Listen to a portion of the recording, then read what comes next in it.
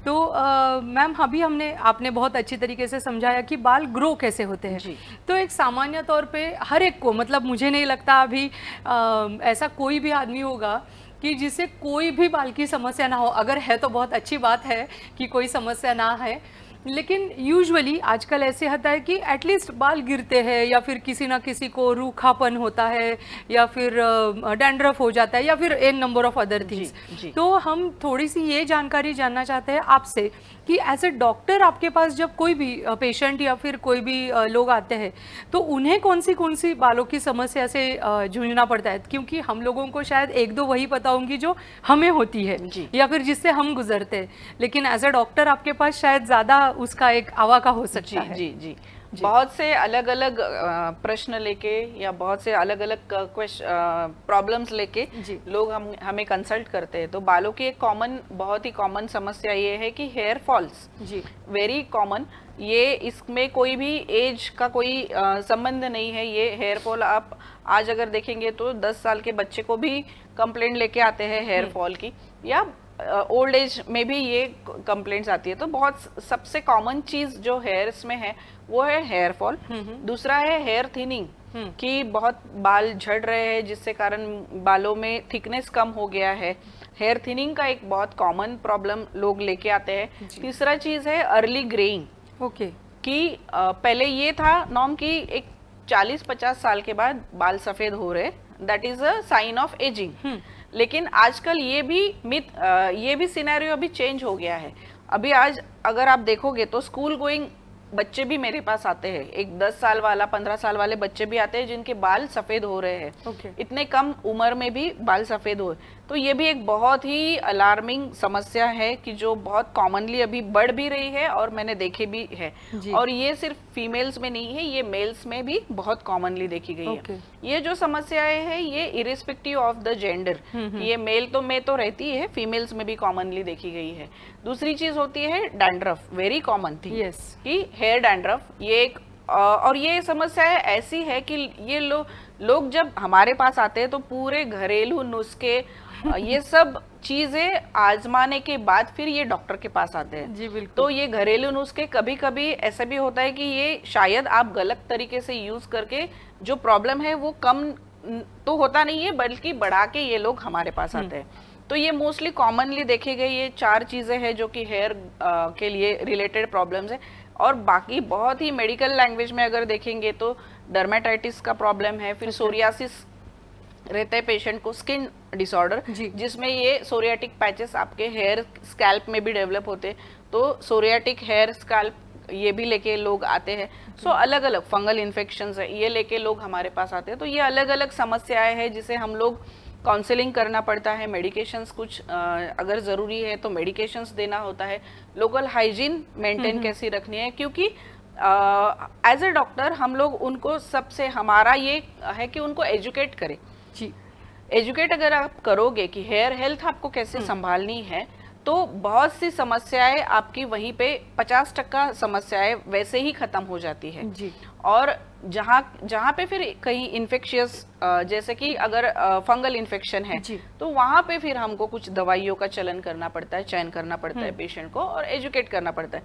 लेकिन आजकल हमारे लिए सबसे हेडेक एक जो बोला है व्हाट्सएप यूनिवर्सिटी, या फिर आप बोल सकते हो यूट्यूब यूनिवर्सिटी, जहाँ पे हर एक कोई डॉक्टर बन के नहीं भी हो, एजुकेशन नहीं भी लिया हो, या फिर उसको साइंटिफिकली उनको उसकी जानकारी ही ना हो, लेकिन हर एक कोई अभी डॉक्टर बन के ब्लॉग्स लिख रहा है, दे रहा है, जो कि कॉमन लेमैन जो लोग होते हैं वो फॉलो करते हैं ब्लाइंडली। और बहुत बार ऐसे होता है कि क्वेश्चंस रिजॉल्व होने के बजाय वो बढ़ जाते हैं और फिर उनको कंसल्ट करना पड़ता है ट्राइकोलॉजिस्ट से या डर्मेटोलॉजिस्ट से या स्किन स्पेशलिस्ट से या हेयर स्पेशलिस्ट से।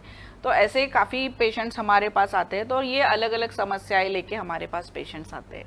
जी धन्यवाद डॉक्टर। मुझे लगता है आप लोगों में से भी बहुत सारे लोग ऐसी समस्या से गुजर रहे होंगे या अपने आसपास आप ज़रूर देखते होंगे। अगर आपके मन में ऐसी कोई भी समस्या हो या इसके अलावा भी अगर आप किसी समस्या से अभी फ़िलहाल जूझ रहे हो, तो हमारे डॉक्टर के साथ बात कर सकते हैं। हमारे डॉक्टर आपके सवालों के जवाब देने की पूरी तरीके से कोशिश करेंगे। और डॉक्टर के साथ बात करने के लिए जो नंबर है वो आपकी स्क्रीन पर अभी दिखाई देगा। तो डॉक्टर, जैसे आपने समस्याओं की तो बात की, तो ये समस्या के कुछ ना कुछ तो कारण भी रहते होंगे। चलो एक दो तो शायद आम आदमी भी कह सकता है कि पोल्यूशन, हाँ। ये तो नॉर्मल है, लेकिन इसके अलावा एज अ डॉक्टर आपको या फिर एज अ साइंटिफिकली अगर जब आप इसको देखते हैं तो आप कैसे देखती हैं? बहुत सारी चीजें हैं जो कि हेयर प्रॉब्लम्स डेवलप कर रहे हैं। और हेयर फॉल, जैसे मैंने बोला, नेचुरली एक नेचुरल प्रोसेस है, तो बहुत बार ये निग्लेक्ट भी हो जाता है पेशेंट से कि ये तो नेचुरल हेयर फॉल है। नेचुरली जो हेयर फॉल्स होता है वो 90 से 100 बाल डेली झड़ना, मतलब ये नेचुरल हेयर फॉल है। जैसे मैंने आपको हेयर साइकिल बताई, उसमें ये हेयर फॉल रोज के अगर 90 से 100 बाल गिर रहे हैं तो वो नेचुरल है। लेकिन बहुत बार ये होता है कि इससे ज्यादा बाल झड़ते हैं। और इतने, मतलब आप अगर पेशेंट को पूछेंगे तो बाथरूम में या कंघी में आते हैं या फिर सोते हैं तो वहां पे लाई डाउन होते हैं। ये अगर लक्षण दिखते हैं तो ये थोड़ा सा हमें ट्रिकी होता है और वहां पे हमको ट्रीटमेंट करना जरूरी होता है। तो बहुत से कारण हैं जो कि इनडायरेक्टली अफेक्ट कर रहे हैं हेयर हेल्थ पे। फॉर एग्जाम्पल, अगर आप देखेंगे, पोल्यूशन तो बहुत कॉमन चीज है जो कि हेयर्स को अफेक्ट करती है। दूसरा चीज है आपकी जनरल इम्यूनिटी, बॉडी का स्वास्थ्य। आपके बॉडी के स्वास्थ्य रिफ्लेक्ट करता है आपकी हेयर हेल्थ। अगर आप स्वस्थ हो, आपकी इम्यूनिटी अच्छी है, आपको कोई सिस्टमिक डिसीज नहीं है, तो आपका हेयर स्वास्थ्य भी अच्छा रहता है, आपका बाल का स्वास्थ्य भी ठीक रहता है। तो ऐसे कई चीजें हैं। फॉर एग्जाम्पल अगर देखेंगे तो इम्यूनिटी जिनकी कम है, या ट्यूबरकुलोसिस हुआ है, या कैंसर के पेशेंट जिनको कीमोथेरेपी चल रहा है, उनमें हेयर लॉस होता है।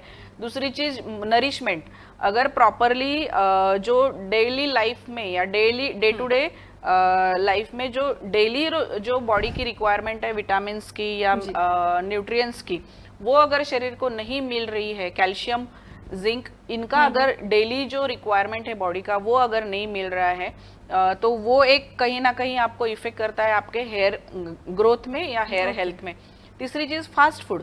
फास्ट फूड तो it's a very common in metropolitan cities, जो कि यही एक रीजन भी है बहुत कॉमन की, जो बच्चों में मैंने जैसे बताया कि early greying of the hair या हेयर फॉल, तो बच्चों में ये बहुत ही प्रचलित या बहुत फेवरेट चीज होती है कि फास्ट फूड, कोल्ड ड्रिंक लेना या ये। तो ये सब चीजों में अनसैचुरेटेड फैट कहीं पे डिपॉजिट होता है, या इससे जो सकस आहार जो मिलना चाहिए वो ना मिलने के कारण हेयर हेल्थ पे प्रॉब्लम होता है।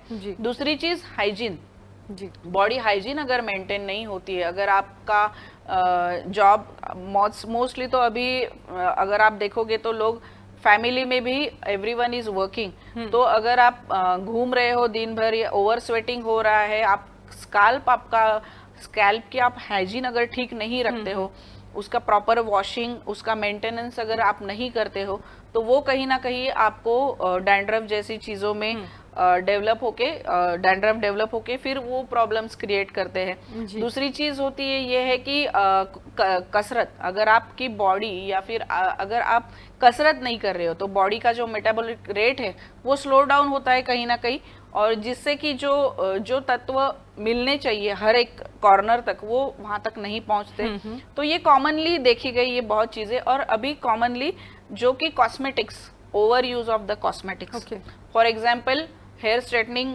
बहुत बार करते हैं लोग, लड़कियां तो बहुत कॉमन चीज है।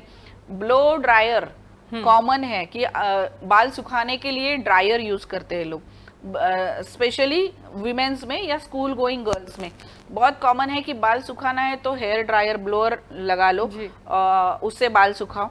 लेकिन over use of the heat कहीं ना कहीं आपके बालों का जो हेल्थ है वो डिटोरिएट करता है। दूसरी चीज ओवर वार्म वाटर यूज, जो आप अति गर्म पानी अगर आप सर धोने के लिए यूज कर रहे हो तो ये कहीं ना कहीं कारण होते हैं आपके हेयर फॉल के लिए, बिकॉज हेयर एक बहुत ही डेलिकेट स्ट्रक्चर है बॉडी का और उसे हमें उतने ही डेलिकेटली हैंडल भी करना चाहिए। तो ये बहुत सारी कारण है। सबसे इंपॉर्टेंट और एक है कि लेट नाइट स्लीप, अगर आपको प्रॉपर स्लीप 6 से 8 घंटा अगर आपकी नींद नहीं हो रही है, आपका वाटर इनटेक कम है, अगर आप डेली रिक्वायरमेंट बॉडी की होती है 2, 2.5, 3 litre, it is again depend upon the season कि Yes. अगर समर सीजन है तो आपको आपका वाटर इंटेक ज्यादा चाहिए बॉडी को, वो अगर आपको नहीं मिल रहा है या नहीं मेंटेन हो रहा है। दूसरा चीज स्ट्रेस, सबसे इम्पोर्टेंट चीज कि स्ट्रेस, पीयर प्रेशर, बच्चों में स्कूल का पीयर प्रेशर, बड़ों में आपका वर्किंग प्रेशर, तो ये कहीं ना कहीं स्ट्रेस, ये सभी चीजें कोरिलेट करती है या लिंक करती है आपके हेयर हेल्थ पे, और फिर ये अलग अलग हेयर प्रॉब्लम्स डेवलप होते हैं। जी, धन्यवाद डॉक्टर। मुझे लगता है ये एक ऐसा विषय है जिसके बारे में और भी जानकारी प्राप्त करनी चाहिए, लेकिन ये समय की वजह से इस बार हम ये पहले हमारा जो एपिसोड है, ये एपिसोड में इतनी बात शायद नहीं कर पाए। अगर आपके भी मन में ऐसे किसी भी विषय को लेकर कुछ भी आपके मन में सवाल है या कुछ भी आपको शंकाएं है, तो आप हमसे ज़रूर संपर्क कीजिए। हम इसी विषय को ये श्रृंखला में आगे जारी रखेंगे। डॉक्टर, आपने आपका समय दिया हमारे दर्शकों के लिए, बहुत अच्छी तरीके से आपने जानकारी आप दे रही है। हम आपसे विनती करेंगे कि आप हमारे साथ आगे भी थोड़ा जुड़े रहिए, क्योंकि इसी विषय को हम आगे लेकर जाना चाहते हैं। बिल्कुल बिल्कुल। तो दर्शकों, हम आपसे पुनः मिलेंगे, तब तक के लिए नमस्कार। नमस्कार।